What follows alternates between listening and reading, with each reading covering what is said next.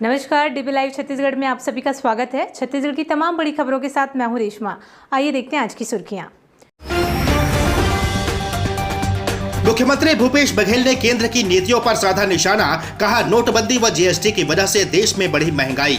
आरक्षण की लड़ाई लड़ने आदिवासी समाज ने बनाई तिहरी रणनीति, कोर कमेटी करेगी राज्यों की व्यवस्था का अध्ययन, मंत्रियों को भी जिम्मेदारी। और भाजपा विधायक ननकीराम कंवर ने कांग्रेस पर बोला हमला, कहा आदिवासी हितैषी हैं तो आरक्षण के मुद्दे पर लाएं अध्यादेश। छत्तीसगढ़ के मुख्यमंत्री भूपेश बघेल ने केंद्र सरकार की नीतियों पर निशाना साधते हुए कहा कि केंद्र सरकार की ओर से लाई गई जीएसटी और नोटबंदी की वजह से देश में महंगाई और बेरोजगारी बढ़ी है। वहीं खंडा चावल के निर्यात पर लगाए गए प्रतिबंध से भी किसानों को भारी नुकसान हो रहा है।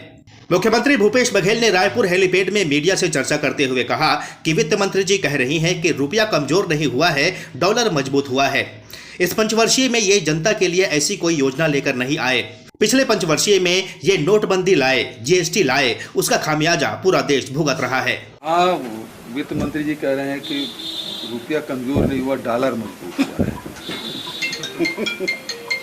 मतलब देखिए, इसकी जो नीति है ये अब 4 साल उनके बीत गए। इस पंचवर्षीय में ऐसी कोई योजना जनता के लिए लाए नहीं। पिछले पंचवर्षीय में नोटबंदी और जीएसटी लाए, उसका खामियाजा पूरा देश भुगत रहा है, बेरोजगारी और दूसरी तरफ महंगाई। मुख्यमंत्री भूपेश बघेल ने कहा कि पूरी दुनिया में ऊर्जा का संकट है, वह पेट्रोलियम हो, प्राकृतिक गैस हो अथवा बिजली की बात हो। ऊर्जा एक बड़े संकट के रूप में दुनिया के सामने आया है। मुख्यमंत्री ने भाजपा पर आरक्षण खत्म करने के लिए सार्वजनिक क्षेत्र के उद्यमों को बेचने का आरोप लगाया है। उन्होंने कहा कि भाजपा तो आरक्षण ही खत्म करना चाहती है, आरक्षण देना ना पड़े इसके लिए सभी सार्वजनिक उपक्रमों को बेच रहे हैं।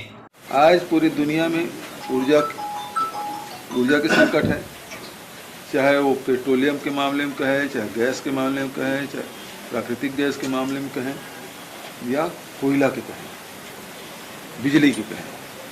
ये ऊर्जा एक बड़ी संकट के रूप में पूरी दुनिया के सामने आया है, क्योंकि ये जो युद्ध हुआ है, हो रहा है रूस और यूक्रेन के बीच में, उसके कारण से जो यूरोप में जो गैस पाइप जा रहा था वो बाधित हुआ। छत्तीसगढ़ उच्च न्यायालय के फैसले से आरक्षण की व्यवस्था बदल जाने के बाद छत्तीसगढ़ सर्व आदिवासी समाज ने अब इस लड़ाई के लिए तिहरी रणनीति तय की है। इसके लिए कानूनी, राजनीतिक और सामाजिक स्तर पर कोर कमेटी का गठन करने का फैसला किया है।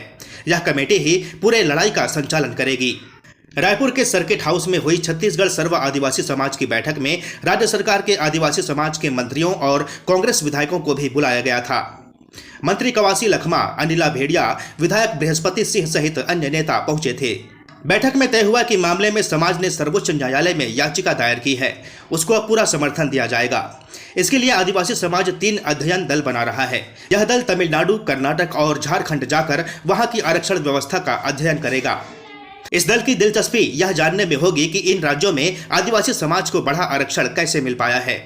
प्रदेश आबकारी मंत्री कवासी लखमा ने कहा कि अंत में विधानसभा का विशेष सत्र भी बुलाया जाएगा। इसके लिए सरकार भी तैयार है। सरकार आदिवासी समाज के साथ है। उनको जनसंख्या के अनुपात में 32% आरक्षण का लाभ दिला के रहना है। छत्तीसगढ़ के पूर्व गृह मंत्री व भाजपा विधायक ननकीराम कंवर ने आरक्षण और झीरम कांड को लेकर राज्य सरकार पर जमकर हल्ला बोला है। ननकीराम ने कहा कि आदिवासी हित को लेकर कांग्रेसी बकवास कर रहे हैं। जो गरीबों को आवास नहीं दे पा रहे हैं वे मुद्दे पर बात करने के लायक नहीं हैं। बिलासपुर जिले में भाजपा की बैठक में शामिल होने आए कोरबा जिले के रामपुर विधायक ननकीराम कंवर ने मीडिया से चर्चा के दौरान प्रदेश की बहुचर्चित झीरम कांड को लेकर कहा कि कांग्रेस नेताओं की आपसी झगड़े की वजह से ही नक्सली हमला हुआ था।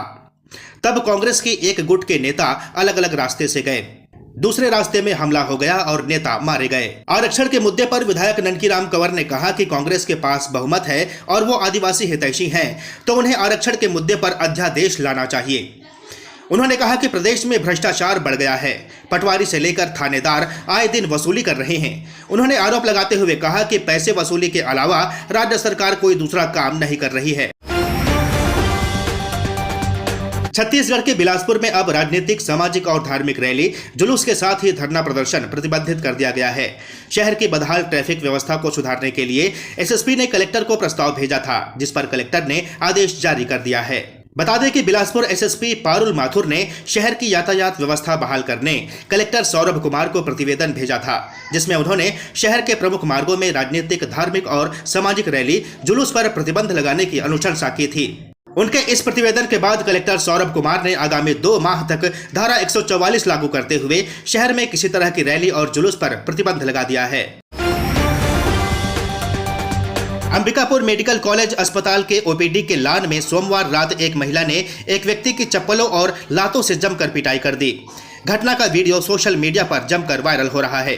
बताया जा रहा है कि अंबिकापुर के मेडिकल कॉलेज अस्पताल के ओपीडी में एक मरीज को ठंड लगता देख उसके साथ ठहरी महिला ने उठकर कूलर को बंद कर दिया। वहां सो रहे एक व्यक्ति ने महिला से कूलर बंद करने की वजह पूछी तो दोनों के बीच विवाद हो गया। इसके बाद गुस्साई महिला ने व्यक्ति की लात और चप्पल से पिटाई कर दी। मामले की सूचना पर पहुंची पुलिस ने व्यक्ति से पूछताछ की तो पता चला कि उसका कोई परिजन अस्पताल में भर्ती नहीं है। वह केवल कूलर की हवा खाने के लिए अस्पताल की फर्श पर सो रहा था। हालांकि डीबी लाइव सोशल मीडिया में वायरल हुए इस वीडियो की पुष्टि नहीं करता है। इस बुलेटिन में फिलहाल इतना ही। बने रहिए डीबी लाइव के साथ। नमस्कार।